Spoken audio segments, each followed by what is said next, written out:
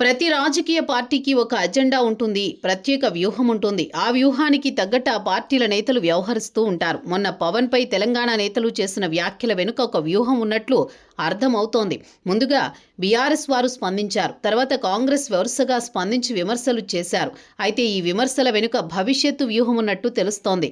ముఖ్యంగా greater Hyderabad municipal corporation ఎన్నికల కోసమే అని సమాచారం. త్వరలో గ్రేటర్ హైదరాబాద్ ఎన్నికలు జరగనున్నాయి. ముఖ్యంగా ఇవి కాంగ్రెస్కి కీలకం. ఎందుకంటే జూబ్లీహిల్స్ ఎన్నికల్లో గెలిచింది ఆ పార్టీ. జాతీయ స్థాయిలో ఆ పార్టీకి ఇబ్బందికర పరిస్థితులున్నాయి. కానీ తెలంగాణలో మాత్రం సానుకూలంగా ఉంది. బీఆర్ఎస్ ఇక్కడ పుంజుకోలేదు. బీజేపీ మాత్రం గట్టిగా సత్తా చాటే అవకాశం ఉంది. గత ఎన్నికల్లో బీజేపీకి మద్దతు తెలిపింది జనసేన. గ్రేటర్లో జనసేనకు నాయకులతో పాటు అభిమానులు ఉన్నారు.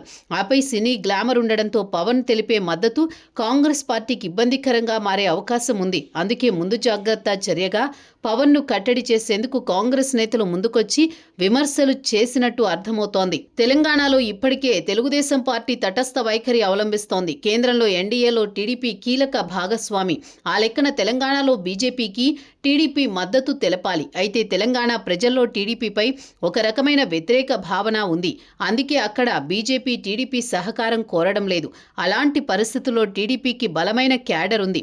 కొన్ని నియోజకవర్గాల్లో ఆ క్యాడర్ అంతా కాంగ్రెస్ వైపు మొగ్గు చూపుతోంది. దానికి కారణం రేవంత్. తెలుగుదేశం పార్టీకి సన్నిహితుడు కావడంతో టీడీపీ క్యాడర్ కాంగ్రెస్ వైపు వెళుతోంది.